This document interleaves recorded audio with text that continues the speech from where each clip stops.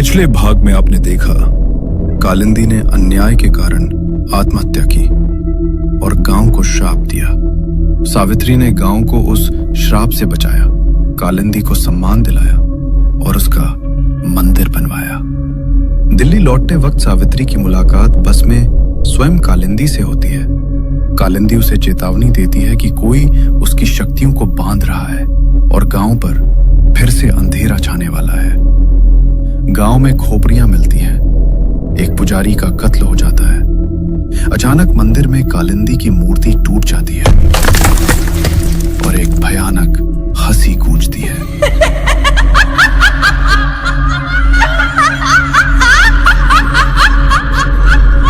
सब डर जाते हैं कि क्या ये सच में कालिंदी है या कोई और। जंगल में वही अग्नि यज्ञ शुरू होता है। रात का तीसरा पहर। गांव के बीचों बीच बना कालिंदी का मंदिर अब नया और भव्य है। नई मूर्ति स्थापित की जा चुकी है। मंदिर में जलते दियों की लौ अचानक नीली पड़ने लगती है।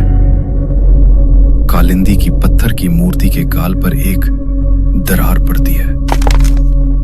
मूर्ति की आंख के कोने से गाढ़ा लाल खून की एक बूंद धीरे धीरे नीचे गिरती है। क्या कभी ऐसा हो सकता है कि जिस रक्षक को गांव ने भगवान बनाया, वही रक्षक एक दिन उनका काल बन जाए?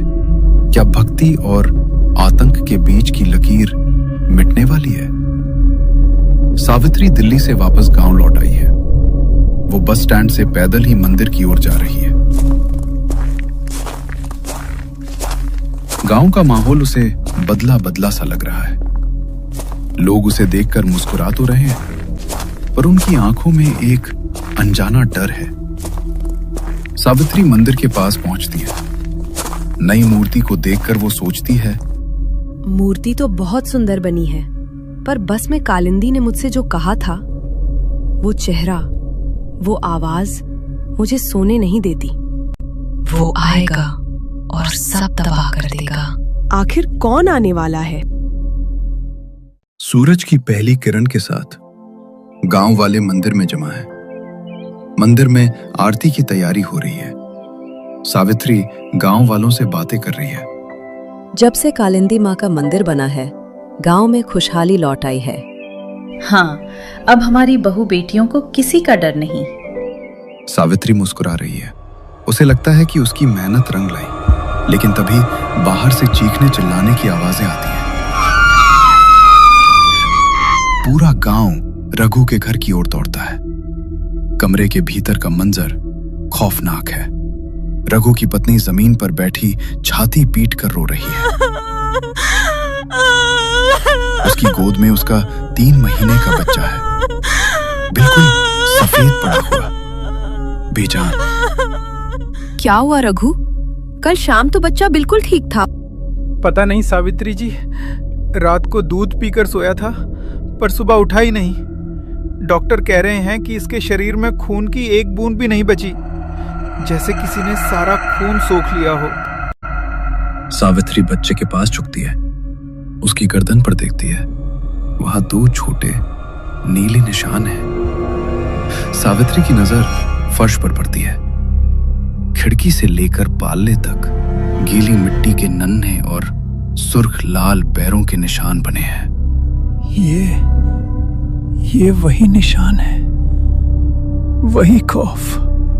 कालिंदी माँ नाराज हो गई है। हमने उनका मंदिर बनाया, उनकी पूजा की, फिर भी वो हमारे बच्चों को मार रही हैं।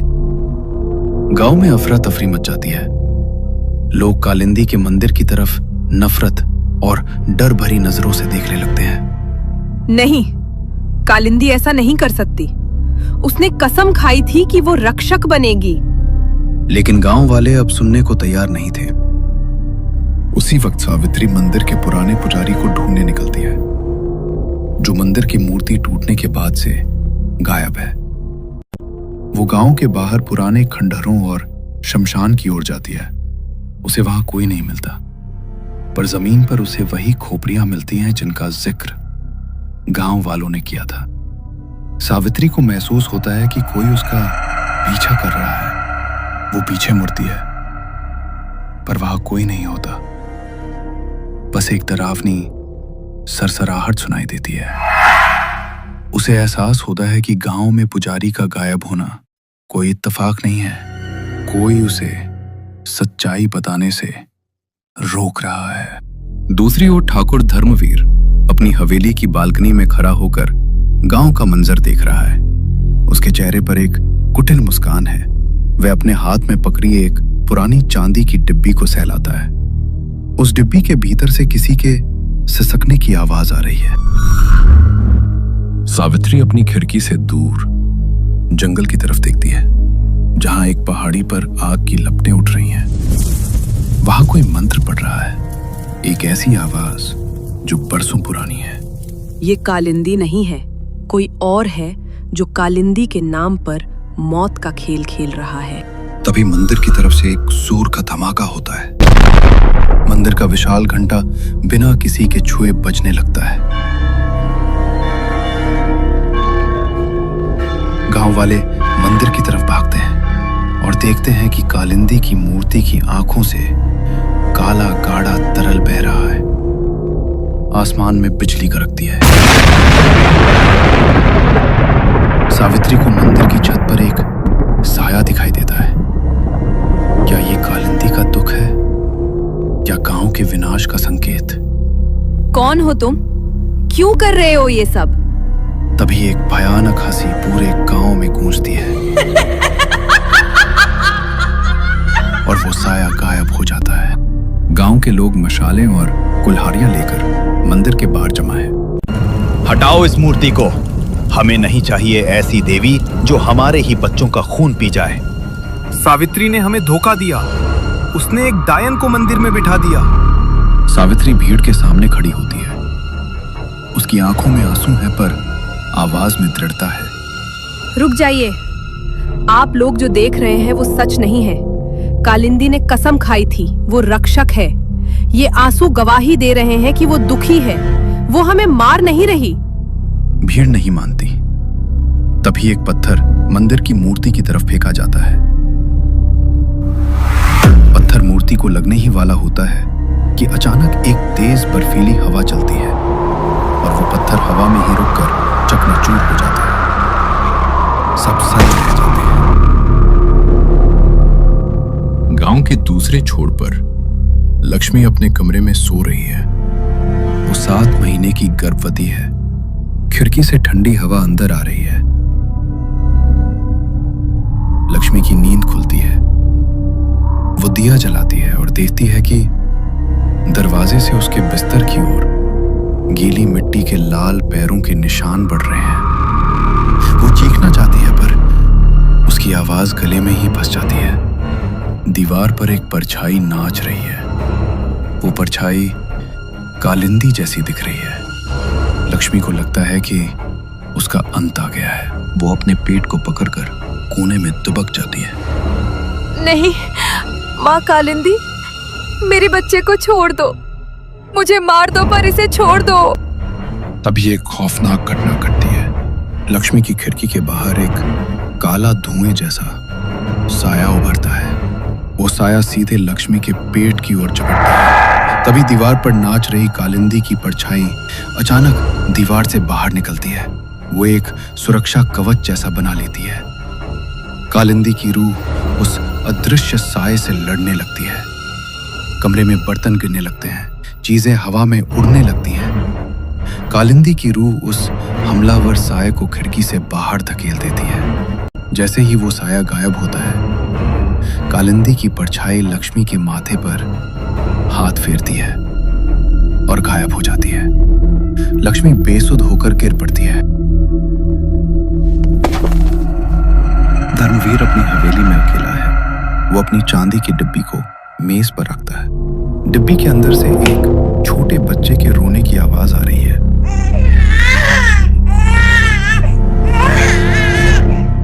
रो मत कालिंदी के बच्चे, अभी तो तुझे और भी बच्चों का खेल खत्म करना है।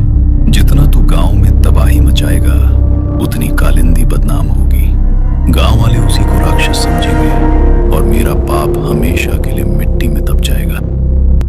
सुबह सावित्री लक्ष्मी के घर पहुंचती है। लक्ष्मी खुश में है पर बहुत डरी हुई है। सावित्री जी, कालिंदी आई थी। उसके पैरों के निशान यहाँ थे। उसने मुझे डराया। देखा, अब लक्ष्मी के बच्चे की बारी है। सावित्री, अब भी तुम उसे रक्षक कहोगी? सावित्री कमरे का मुआयना करती है। उसे फर्श पर लाल पैरों के निशान मिलते हैं, लेकिन उसकी नजर खिड़की के पास गिरी एक तांत्रिक भस्म पर पड़ती है। सावित्री समझ जाती है कि कालिंदी उसे मारने नहीं बल्कि किसी दूसरी शक्ति से बचाने आई थी। तभी सावित्री की नजर पुराने पीपल के पेड़ के नीचे बैठे एक साए पर पड़ती है। वो पुराना पुजारी है। पंडित जी, आप कहाँ थे? देखिए गांव में क्या हो रहा है। सावित्री, बहुत देर हो गई। संतुलन टूट चुका है। जो तुम देख रही हो वो कालिंदी नहीं है, वो कालिंदी का बच्चा है। सावित्री चौंक जाती है। धर्मवीर ने उस बच्चे की रूह को अपनी तांत्रिक माया में कैद कर लिया है। वो उसी मासूम रूह से बच्चों की जान ले रहा है ताकि कालिंदी बदनाम हो जाए। सावित्री पुजारी को लेकर मंदिर पहुंचती है। मंदिर में गांव वालों की भीड़ है। रुक जाइए, अनर्थ मत कीजिए। पुजारी जी मिल गए हैं। कालिंदी हमें मार नहीं रही। बहुत हुआ सावित्री, आज ये मंदिर नहीं बचेगा। जैसे ही एक ग्रामीण अपनी जलती हुई मशाल मंदिर की ओर फेंकता है, पूरा वातावरण अचानक बदल जाता है। मशाल हवा में ही रुक जाती है। अगले ही पल उसकी आग का रंग गहरा नीला हो जाता है। तेज बवंडर उठता है। तभी मंदिर के भीतर से एक चीख गूंजती है। देखो, वो जाग रही है। ये उसकी ममता का रौद्र रूप है। मंदिर के शिखर पर सफेद धुएं के बीच कालिंदी की रूह प्रकट होती है। उसकी आंखें अंगारे की तरह लाल हैं। उसके पास एक छोटा धुंधला साया खड़ा है, उसका बच्चा। वो जंजीर, पुजारी जी, वो बच्चा जंजीर से बंधा है। कालिंदी अपने बच्चे को छूने की कोशिश करती है, लेकिन बच्चे की रूह चीख पड़ती है और कालिंदी को बिजली का झटका लगता है। ये देखकर कालिंदी का दुख प्रलयकारी क्रोध में बदल जाता है। मंदिर की जमीन से लाल पानी उबलकर बाहर आने लगता है। गांव वाले डरकर पीछे भागने लगते हैं। यही तो मैं चाहता था। अब कालिंदी और गांव वालों के बीच सिर्फ मौत का रिश्ता बचेगा। कालिंदी हाथ हवा में लहराती है। गांव वालों की मशालें उनके घरों की ओर उड़ने लगती हैं। नहीं, कालिंदी रुको। कालिंदी सावित्री की ओर देखती है। उसकी आंखों में एक पल के लिए दर्द झलकता है, जैसे वो कहना चाह रही हो, मेरे बच्चे को बचाओ। लेकिन काली जंजीर बच्चे को खींच लेती है। दोनों हवा में विलीन हो जाते हैं। न्याय नहीं तो शांति नहीं। आसमान से खून जैसी बारिश होने लगती है। प्रतिशोध की चिंगारी अब ज्वाला बन चुकी है। धर्मवीर की जंजीरों में फंसी है कालिंदी की ममता। क्या सावित्री उस जंजीर के दूसरे सिरे तक पहुंच पाएगी, या पूरा गांव कालिंदी के इस तांडव